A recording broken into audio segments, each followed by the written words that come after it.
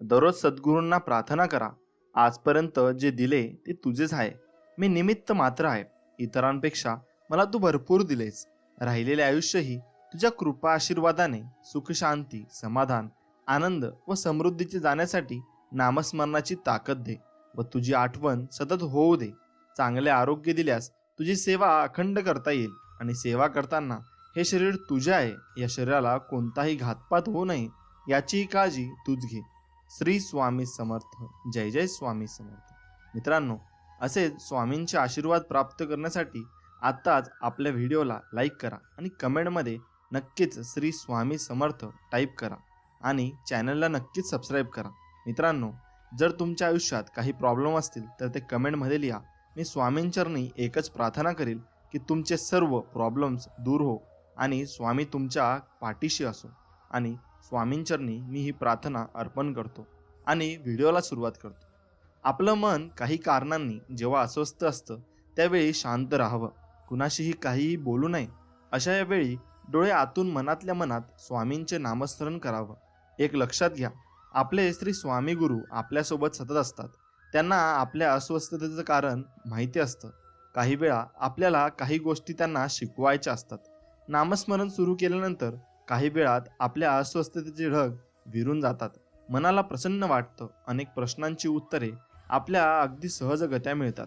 खूप काही शिकावयास मिळतं. म्हणून ज्यावेळी मन अस्वस्थ असेल त्यावेळी कुणावरही राग न काढता नामस्मरण करणं हा एक चांगला उपाय मार्ग आहे, हे लक्षात घ्या. ज्याला 4 पैसे शिल्लक टाकावेत असे वाटत असेल त्याने पहिली गोष्ट करायची ती कोणतेही कर्ज होऊ देऊ नये. हे साधले की मग खर्च थोडा कमी करण्याचा यत्न करावा, म्हणजे सहजच शिल्लक पडू शकेल. तोच नियम प्रेमाला लागू असतो. प्रेम वाढावे असे वाटत असेल तर प्रथम द्वेषबुद्धीला मूठ माथी देणे गरजेचे आहे. नंतर प्रेम कसे वाढेल याचा उद्योगाला लागावे. चुकून सुद्धा कोणाचे मन दुखावणार नाही याची दक्षता घेणे जरुरी आहे, हे लक्षात ठेवा. प्रत्येकाने प्रेमाने वागा. कर्म करताना सावध राहा. कारण मी पाहत आहे, तुझ्या अनंत जन्माच्या कर्माचा साक्षीदार मीच आहे. आधी मी होतो, अंत मी आहे. सर्वव्यापी सर्व साक्षी अनंतरूपी समर्थ मी आहे. मी फक्त देह बदलत असतो, स्वरूप तेच असतं. म्हणून सावध राहा. सर्व इथेच राहणार आहे. फक्त तुझ्याबरोबर अनंताच्या प्रवासाला मीच बरोबर चालणार आहे. एकच शाश्वत, एकच सत्य, फक्त मी आणि मीच आहे, असे स्वामी आपल्याला म्हणत असतात आणि ते आपल्याला सगळीकडून बघत असतात. त्यामुळे तुम्ही काय करताय हे तुम्हाला विचारा मनाला एकदा आणि मग त्यानंतर करा. शुद्धीमध्ये नाम घेण्याची जबाबदारी तुमची आहे. मग झोपेत आणि बेशुद्धीत नाम घेण्याची जबाबदारी माझी आहे, ती मी सांभाळीन. तुम्ही भगवंताचे नाम घ्यावे, या पलीकडे खरोखर मला दुसरी कसलीही अपेक्षा नाही. एवढेच मी तुमच्याकडून इच्छितो. आमच्या घरात देवघर आहे असे म्हणण्यापेक्षा देवाने दिलेल्या घरात आम्ही राहतो ही भावना असावी. देवाने आपल्याला काहीतरी दिलं पाहिजे म्हणून मंदिरात जाऊ नये, तर देवाने आपल्याला खूप काही दिलंय म्हणून मंदिरात जावे, एवढं लक्षात ठेवा. प्रपंचात सुखी होणे म्हणजे भगवंताचे होणे होय. विषयातले सुख परावलंबी विषयांवर अवलंबून असते. विषय हे नश्वर, आपल्यापासून कधीतरी जाणार. निदान आपल्याला तरी त्यांच्यापासून एक दिवस जावे लागणार. दुसरी गोष्ट म्हणजे विषयाचे सुख इंद्रियाधीन असते. इंद्रिय विकली झाली की म्हणजे सुख कसे मिळणार? उद्या आपण मरणार हे समजले की कोणते विषय आपल्याला सुख देतील?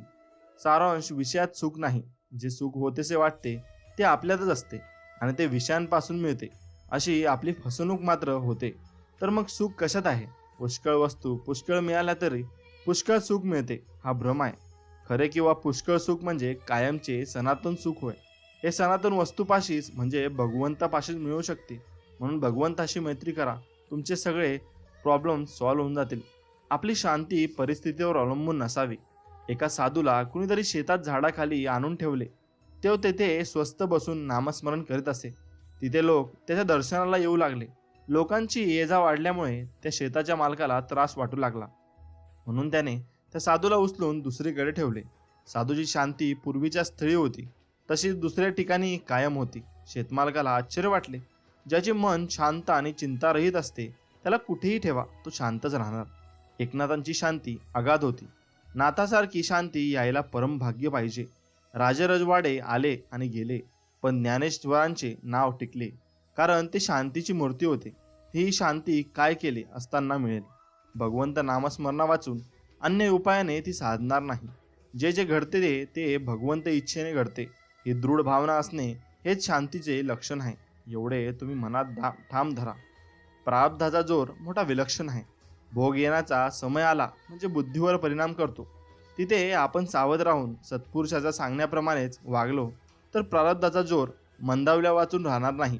प्रारब्धाने बुद्धीमध्ये काही विचार उत्पन्न झाले तरी त्याप्रमाणे वागणे हे अथवा न वागणे हे आपल्या हातामध्ये आहे. आणि म्हणून तर मनुष्य हा श्रेष्ठ आहे. बुद्धीला आवरण्याची युक्ती साधायला आज्ञापालन हे सर्वोत्कृष्ट साधन समजावे.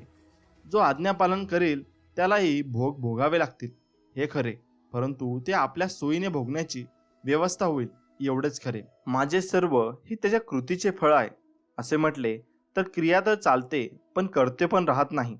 मिळणे आणि जाणे दोन्ही प्रारब्धानेच आहे. मग हर्ष शोक वृथा का करावा? आपण जे मिळवले आहे ते स्वतःच्या प्रयत्नाने मिळाले. ही कल्पना गेल्याशिवाय देह प्रारब्धावर टाकता येणार नाही. जगातल्या घडामोडी जशा चालतात तशाच आपल्याही सर्व गोष्टी प्रारब्धाने चालतात. प्राण्यांच्या प्रारब्धाने आलेले भोग भोगावे लागतात. त्याचप्रमाणे माणसाला देखील आलेले भोग भोगावे लागतात. पण भगवंताचा पाठिंबा ज्याला आहे तो मागे पुढे सोयीने भोग भोगू शकतो एवढं मात्र खरं आहे. त्यामुळेच म्हणतात की नामस्मरण करा. मनापासून हाक मार मी येईन असे स्वामी आपल्याला कायम म्हणत असतात. संकटात असताना तुम्हाला मठात येणे, पोथी वाचन करणे किंवा इतर धार्मिक विधी जमणार नाहीत, कारण तेव्हा तुमची मनस्थिती तशी नसते. त्यावेळेत आणखीन दुःखी राहण्यापेक्षा जाता येता उठता बसता कोणत्याही अवस्थेत कोणत्याही ठिकाणी फक्त माझे नामस्मरण करीत राहा. मी नक्कीच सोबत असेन. स्वामी त्यामुळे आपल्या पाठीशी असतात. ते म्हणतात तुम्ही मला बोलवा, मी तुमच्या नक्कीच पाठीशी राहीन. जगणं खूप सुंदर आहे. सतत सतत रुसू नका. एक फूल उमललं नाही म्हणून रोपाला तोडू नका. सगळं काही मनासारखं होतं असं नाही, पण जेव्हा मनासारखं झालं होतं ते दिवस कधी विसरू नका. सुटतात काही हात नकळत, पण जे हात आहेत सोबत त्यांना कधी सोडू नका. हे वाईट दिवस नक्कीच सरतील. तुम्ही मात्र हसणं विसरू नका. मित्रांनो, समस्या कोणतीही असू देत, तार्किकदृष्ट्या जरी तिचे समाधान दिसत नसेल तरी जिथे तर्क संपतो तिथे अतर्क्य अवधूत स्वामी रायांची सत्ता सुरू होते. ही समज ठेवून आपल्याला अतिशय श्रद्धेने आपले प्रयत्न प्रामाणिकपणे करत राहायचे आहे. बघा, निश्चितच समस्या सुटते आणि आपले मन स्वामींच्या प्रती धन्यवादाच्या भावनेने ओतप्रेत होऊन भरून जाईल एवढं लक्षात ठेवा. स्वामी म्हणजे प्रेमळ भक्ती. स्वामी म्हणजे अंतरात्मेतील शक्ती. स्वामी म्हणजे एक दिव्य तेजाची लाट. स्वामी म्हणजे मोक्षाची सोपी वाट. स्वामी म्हणजे हृदयातील पाझर. स्वामी म्हणजे भक्तासाठी कृपेचा सागर. स्वामी म्हणजे वाईटासाठी अस्त्र. स्वामी म्हणजे जखमांसाठी वस्त्र. स्वामी म्हणजे आईची माया. स्वामी म्हणजे औदुंबराची छाया. त्यामुळं स्वामींवर पूर्णपणे विश्वास ठेवा. नियत कितीही चांगली असू द्या, ही दुनिया आपल्या दिखाव्यावरून आपली किंमत ठरवत असते. आणि आपला दिखावा कितीही चांगला असू द्या, परमेश्वर आपली नियत ओळखून आपल्याला फळ देत असते एवढं लक्षात ठेवा. मित्रांनो, ज्या वेळेला आपण अंतर्बाह्य शुद्ध होतो तेव्हाच त्या प्रचंड शक्तीचा आपल्या ठिकाणी अथांग साठा होतो. गुरुदत्त हे नाव मुखात येऊन त्या ठिकाणी चित्त गुंगून जाते. आपले जे जे काही आहे तसे पाहायला गेले तर ते आपले नाही, पण त्यांचे स्थान त्या चित्तामध्ये आपोआपच येऊ लागते. ही स्थिती वाढवायची असेल तर काही संयोजन आणि विशिष्ट प्रकारचा स्वार्थ सोडून सद्गुरूंच्या कृपाक्षेत्रात या दत्त नामाची ज्योत तेवत असते. परंतु त्याकडे ते आपले नाही असे न पाहता त्याचे ज्ञान प्राप्त करावे. मात्र त्यासाठी थोडा धीर हवा. त्यात ते स्मरण चिंतात जखडून टाकले पाहिजे आणि अनुभूतीपर्यंत आलेली कष्टमय सेवा ही या दृढतेची कास धरून हळूहळू एके ठिकाणी नेम धरून मूळ भक्तीचे मर्म व आपल्या स्वतःच्या स्वधर्म जाणून घेऊन या जन्माचे मर्म ओळखण्याची तयारी हवी. ही तयारी म्हणजे कोणतेही श्रम न करता अनुभूतीमधल्या स्थिर आसन आणि स्थिर मन याची क्रिया प्रक्रिया लक्षात घेऊन पुढे वाढवावे. अनुभूतीच्या मार्गाने आणि दृढ निश्चयाने आसन स्थिर करून मनाची बैठक घालून ज्या वेळेला शरीराला स्थिरता प्राप्त करून दिली जाते तेव्हा त्यातून एक महान ज्ञान सविस्तर सांगितले जाते. यासाठी दृढतेची कास धरून त्याच्यावर प्रचंड गाढ विश्वास ठेवून हा आनंदाचा साठा दत्त या नामाने तुला त्यांच्यापर्यंत नेऊन पोहोचवेल आणि मग तुला आरामाची गरज भासणार नाही एवढं लक्षात ठेव बाळा. आणि माझी भक्ती करत राहा, असे स्वामी म्हणतात. आयुष्यात कुणावर फार काळ रुसू नये, रागवावं, भांडावं आणि जमलं तर भांडण लगेच निपटून टाकावं. नाही जमलं तर तो विषय तात्पुरता किंवा कायमचा वळून बाकी बोलणं चालू ठेवावं. पण रुसवा फुगवा अबोला फार काळ चालू ठेवू नये. जी काही वादावादी दिवसा झाली असेल ती रात्रीपर्यंत निपटत आणावी. झोपताना रागात झोपू नये. कुणास ठाऊक आपण किती दुसरा सकाळी उठेल की नाही. जर देवाच्या दयेने दुसरा दिवस आयुष्यात उजाडलाच तर त्यावर आदल्या दिवसाची रुसावळ्याचे मळप राहत नाही. पण रुसून झोपलो तर झोप व्यवस्थित होतेच असं नाही. आणि शरीराला आराम मिळाला तरी झोपेतून उठल्यावर आपण मन अप्रसन्न राहते. यात एक महत्त्वाचा प्रश्न असा उरतो की माघार कोणी घ्यायची. अहंकार ही सर्व नात्यांना सुरुंग लावणारी वात आहे. आपण आपल्या अहंकाराची वात विझवली तर आपण दुसऱ्यापेक्षा स्वतःचा कमीपणा वाटू शकतो. या भयाने आपण ती वाट पेटली ठेवतो. पण हे बरोबर नाही. दुसऱ्याला काय वाटेल याचा विचार करण्यातच बहुतेक सारे आयुष्य निघून जाते. आपण आपल्या मनाच्या स्वारूपाचा विचार करावा. अहंकाराची वात विझवण्यातील मजा ज्याला कळली तो मोक्षाच्या कर्तृत्वाची आणखी एक पायरी चढला असे समजावे. मित्रांनो, चांगला नाही असं खूपदा बोललं गेलं. स्वभाव स्वभाव कोणाचा चांगला नाही मला सांगा. तेव्हा आम्ही हा विचार केला, मला तर मी योग्य वाटतो, मग समोरच्याला चुकीचा का वाटतो. तेव्हा मनातून आवाज आला, समोरच्याला आपल्या काही गोष्टी स्वीकारता आल्या नाही की तो आपल्याला चुकीचं ठरवत असतो, बाकी काही नाही. जो तो ज्याच्या जागी योग्य असतो. त्याच्या नजरेने त्याच्या मनाने ठरवलेलं तेच खरं असतं. त्याच्यासाठी दोन बाजूतील एक बाजू नेहमी ठळक असते, दुसरी धूसर असते. आपण दोन्ही बाजू बघितल्या की हे समजतं, जो तो ज्याला त्याला योग्यच वाटत असतो. म्हणून दरवेळी समोरचा चुकीचा आणि आपण बरोबर आहोत असं वाटतं. हे लक्षात घ्या. वेळ निघून जाते. आपले घर, आई वडील, घरचे जेवण, फ्रेंड्स यांसारख्या अनेक गोष्टी आहेत ज्या आपल्याला समोर असताना त्यांची किंमत कळत नसते. पण एकदा किती गोष्ट दूर गेली, दिसेनाशी झाली, तेव्हा मात्र आपल्यासाठी सर्व काही किती व्हॅल्युएबल होते आणि हे लक्षात यायला सुरुवात होते. टाइम निघून जातो आणि त्या जागी डिस्टन्स येतो. खरं तर एखादी गोष्ट जीवनातून गेल्यावरच त्याची किंमत कळणे किंवा त्याच्यावर प्रेम करणे ही जगातील सर्वात मोठी शोकांतिका आहे. एवढं लक्षात ठेवा. जी माणसे एकटी असतात ती चुकीची किंवा चुकलेली नसतात. ती माणसं स्वाभिमानी असतात, इतरांचा विचार करणारी असतात, समोरच्याच्या सुखासाठी दूर आलेले असतात, नातं टिकवण्यासाठी प्रयत्न करून हारलेले असतात, प्रामाणिक राहून दुखावलेले असतात. समोरच्याला नको आहे, नातं नको आहे, आपली सोबत म्हणून दूर निघून आलेले असतात. एकटी असणारी माणसं चुकीची किंवा चुकलेली नसतात, बस त्यांना कुणी समजून घेणारं नसतं. एवढं लक्षात ठेवा. काय तोटा आहे आपल्या भाग्याला, सद्गुरूंचे पाय आहेत ना डोके ठेवायला. काय भीती आहे आपल्याला साऱ्यांना, गुरु माऊली आहेत ना मार्गदर्शनाला. जर का थोडेसेही भरकटणार, माऊली लगेच डोळे वटारणार. हाताशी धरलंय आपल्याला, आहे का हिंमत काळाची तरी जवळ यायला. ब्रह्मांडही थरथरते पाहून माझ्या गुरु माऊलीला. अनंत जन्मीचे पुण्य आलंय फळाला. जसा आईचा आधार तान्या लेकराला, तसा गुरु माऊलीचा आपल्याला. नुसते दर्शनही पुरे होते पतिताचे पावन व्हायला. म्हणून काय तोटा आहे आपल्या भाग्याला, सद्गुरूचे पाय आहेत ना डोके टेकवायला. म्हणून सद्गुरूंवर पूर्णपणे विश्वास ठेवा. आपल्या सामर्थ्याची ओळख करून द्यायची असेल तर अक्कलकोटला जा. अडचणीत असाल तर गाणगापूरला जा. नवनिर्मितीचा ध्यास असेल तर गुरुपीठाला जा. आपल्या दूरदृष्टीचे मोजमाप करायचे असेल तर पिठापूर भेट द्या. कायदा व परिस्थिती आपल्या विरोधात असेल तर दिंडोरीला भेट द्या. संपूर्ण आत्मविश्वासच गमावला असेल तर फक्त एकदाच गुरु माऊलींना भेट द्या.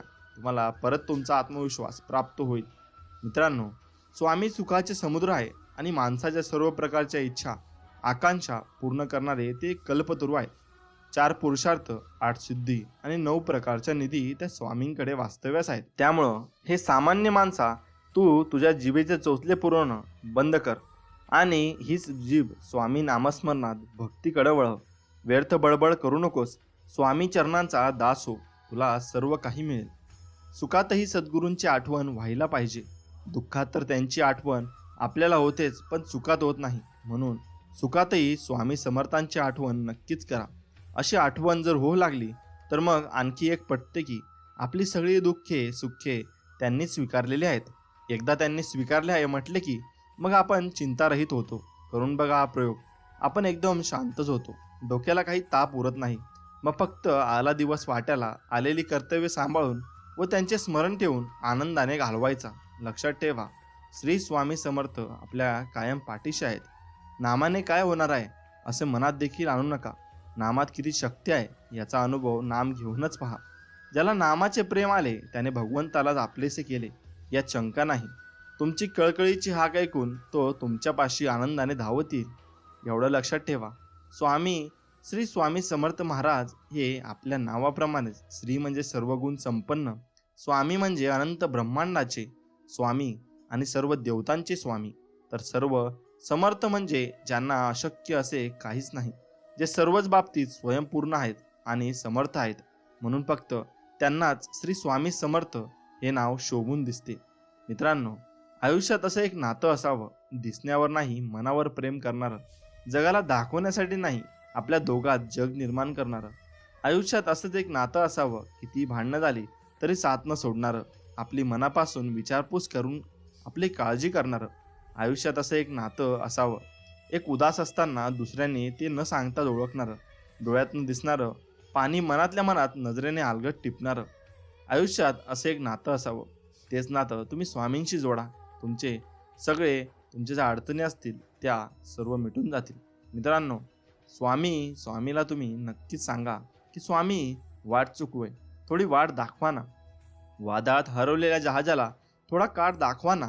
स्वामी, अंधार खूप आहे, थोडा प्रकाश दाखवा ना. दुःखाच्या पिंजऱ्यात कैद मनाला मोकळा आकाश दाखवा ना. स्वामी, रण खूप मोठा आहे, थोडा धीर द्या ना. जगण्याच्या युद्धात सर्वांना हरवेल असा एक धीर द्या ना. स्वामी, तहान खूप लागली आहे, थोडं नाव घेण्याची शक्ती द्या ना.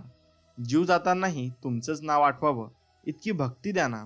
स्वामी, मी मागत राहीन, तुम्ही देत राहाल, पण शेवटचं वचन द्या ना. तुम्ही कधीही सोडणार नाहीत या बाळाची साथ आणि कधीच नाही काढणार हा डोक्यावरचा हात, एवढंच मला वचन द्या. आयुष्यात येणारी अनेक संकटे आपल्या नकळत टळून जातात. ते टळलेले संकट म्हणजे गुरुकृपा. गाडीवरून जाताना कोणाला तरी धक्का लागून पडता पडता आपण स्वतःला सावरतो, ते सावरणे म्हणजे गुरुकृपा. एका वेळेचे जेवणाचे वांदे असताना मिळालेले 2 वेळेचे पोटभर जेवण म्हणजे स्वामी कृपा. कोसळलेल्या दुःखरूपी डोंगराला पेलण्याची जी ताकद आपल्याला निर्माण होते ती ताकद म्हणजे स्वामी कृपा. आता सर्वांचे असे वाटत असताना की पुन्हा उठून विश्व निर्माण करण्याची नवी उमेद उत्पन्न होते, ती उमेद म्हणजे गुरुकृपा. अडचणींमध्ये सर्व साथ सोडून गेले असताना तू लढ, आम्ही आहोत सोबत, हे गुरु बांधूंचे शब्द म्हणजे गुरुकृपा. पैसा, गाडी, बंगला मिळणे म्हणजे गुरुकृपा नव्हे, एवढं लक्षात ठेवा. ते म्हणजे निव्वळ अहंकार आहे. प्रत्येक माणसात देव असतो, मग तुम्ही मंदिरात का जाता? खूप सुंदर उत्तर. वारा तर उन्हातही वाहतो, पण त्याचा आनंद सावलीत बसल्यावरच मिळतो. तसेच देव सगळीकडे असतो, परंतु त्याचा आनंद मंदिरातच मिळतो, एवढं लक्षात ठेवा. भगवंतावर विश्वास ठेवून स्वस्थ बसावे, त्यांच्यावर भार घालून प्रपंच करावा. कर्तेपण आपल्याकडे घेऊ नये, अकर्तृत्व भाव ठेवावा. अशाने शांती येईल. शांती ढळायला बाहेरची परिस्थिती कारण नसून अंतस्थिती हीच कारण असते, लक्षात ठेवा. धान्यातले दगड, माती, पाकड निवडून बाजूला काढून धान्य जे सार ते घ्यावे. त्याचप्रमाणे अहंकाराचे खडे, ममत्वाची माती आणि विकारांचे पाकड आत्मस्वरूप परमार्थात मिसळल्याने दुःखरूप प्रपंच होतो. ते प्रपंचातून निवडून टाकले म्हणजे जे उरेल ते सारे सुखच सुख असते. जगामध्ये असे कोणतेही दुःख नाही की जे भगवंताच्या आनंदाला विर्जन घालेल. प्रत्येकाला आनंद पाहिजे आहे. आनंद हेच भगवंताचे स्वरूप आहे. तर मग त्याचा अभ्यास करण्याचे काय प्रयोजन? तर त्याचे कारण हेच की आपल्याला भगवंताची विस्मृती झाली आहे. दुसरा काय करतो हे न पाहता आपण काय करायला पाहिजे याचा अगोदर विचार करावा. भगवंताचे नाम घेणे हे ज्ञान होण्याचेच लक्षण आहे. भगवंताकडे लक्ष लागले की आत्मज्ञान आपोआप होते. शोक, चिंता, भीती, आशा, तृष्णा हे सर्व राम करता व स्वामी करता म्हटल्याने नाहीशा होतात. ज्या अजून नाहीशा होत नाहीत त्या अर्थी रोग कायमच आहे असे म्हटले पाहिजे. मित्रांनो, तरी आजपासून या घटकेपासून नामात राहण्याचा निश्चय करा आणि राम करता ही भावना दृढ करा. प्रत्येक जीवाची ओढ चिरंतर समाधानाकडेच असते. ती ओढ परमेश्वर प्राप्तीनेच पुरी होऊ शकते. ही प्राप्ती व्हायला अत्यंत सुलभ साधन जर कोणते असेल आणि त्याचा सतत सहवास जर कशाने लाभत असेल तर ते म्हणजे नामाने. तुम्ही जेवढं नाम जास्त घ्याल तेवढं तुम्हाला त्याचा सहवास लाभेल. एखादा सुखवस्तू गृहस्थ मी स्वस्त आहे असे म्हणतो, पण ते काही खरे नाही. मन जोवर गिरक्या मारते तोपर्यंत ते स्वस्त आहे असे नाही म्हणता येणार. मला करायचे काही उरले नाही असे ज्याने म्हटले त्याने सद्गुरू खरोखर केला असे म्हणावे. शिष्याच्या भावनाच गुरुला गुरुप्रसाद देतात. जो शरण जातो त्याला कारभार सद्गुरू उचलतो. गुरुने सांगितलेले अक्षरशः पाळणे हेच खरे साधन आहे. नाम हे स्वतः सिद्ध असल्याने ते जाणता वा अजाणता म्हटले तरी ते सत्कर्म यात सदरात पडते. कारण जेथे माझे नाम तेथे मी पुरुषोत्तम असे भगवंताचे वचन आहे. म्हणून नामाचा उच्चार आणि भगवंत या दोन्ही गोष्टी निराळ्या असून शकत नाहीत. मुखाने नाम घेणाऱ्याचे लक्ष भगवंताकडे असो वा नसो ते सुकृत यात सदरात पडते.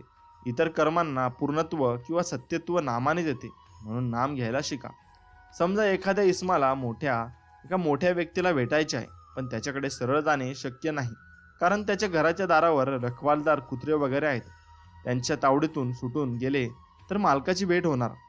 पण समजा मला अमक्या दिवशी येऊन भेटावे अशा मजकुराचे त्या मालकाच्या सहीचे पत्र त्याला आले असेल, तर ते पत्र त्या रखवालदाराला दाखविताच तो त्याला बिनतक्रार आत सोडेल आणि मालकाची भेट होईल. तसे भगवंताचे नाम म्हणजे भगवंताच्या सहीचे पत्र जर आपण घेऊन गेलो तर मायारूपी रखवालदार ही सही पाहून आपल्याला आत सोडेल आणि भगवंताची आपल्याला भेट नक्कीच होईल. जगात असे कोणतेही पाप नाही की जे नामासमोर राहू शकेल. नाम हे त्यांच्या शत्रूलाही मदत करते, तर ते आपल्याला मदत करीलच. तुम्ही कुठेही राहा, पण नामात असा. नाम जेवढे बळजबरीने घ्या, श्रद्धेने घेतले तर जास्त बरे. वृत्ती सांभाळून नामात राहिलात तर त्याहूनही जास्त बरे. मित्रांनो, मनाचे स्वास्थ्य बिघडायला कारणे 3. 1. आपल्या इच्छेविरुद्ध गोष्ट होणे. 2. मागच्या बऱ्या वाईट कर्माची आठवण होणे. आणि 3. उद्याची काळजी लागणे. जो तो आपल्या इच्छेप्रमाणे व्हावे असे म्हणणार, सर्व तुमच्यावर इच्छेप्रमाणे कसे चालतील? तुमच्या इच्छेविरुद्ध गोष्टी होणारच. जे काही होते ते रामाच्या व स्वामींच्या इच्छेने होते असे म्हणावे आणि पुढे चालत राहावे. मग बघा तुमचे जीवन कसे बदलून जाते. नाम कसेही घेतले तरी घेणाऱ्याची ती योग्य दिशेने प्रगती करून त्याला योग्य मार्गावर आणून सोडेल. म्हणून कसेही करून नाम घ्यावे. पेढा कोणत्याही बाजूने खाल्ला तरी गोडच लागतो. तसे नाम कसेही घेतले तर ते आपले काम करतेच, एवढं मात्र खरं आहे. म्हणून तुम्ही नामस्मरण नक्की करा आणि नामस्मरणानेच तुम्हाला स्वामींची प्रचिती येईल आणि स्वामींचा अनुभव तुम्हाला नक्कीच येईल. मित्रांनो, जर व्हिडिओ आवडला असेल तर व्हिडिओला लाईक करा आणि कमेंटमध्ये श्री स्वामी समर्थ, जय जय स्वामी समर्थ असं टाईप करा. चला तर मग भेटूया पुढच्या एक व्हिडिओमध्ये. तोपर्यंत चॅनलला नक्कीच सबस्क्राईब करून ठेवा. असेच आम्ही स्वामी संदेश तुमच्यासाठी आणत असतो. चला तर मग, जय श्रीराम, जय श्री हनुमान, श्री स्वामी समर्थ, जय जय स्वामी समर्थ. धन्यवाद.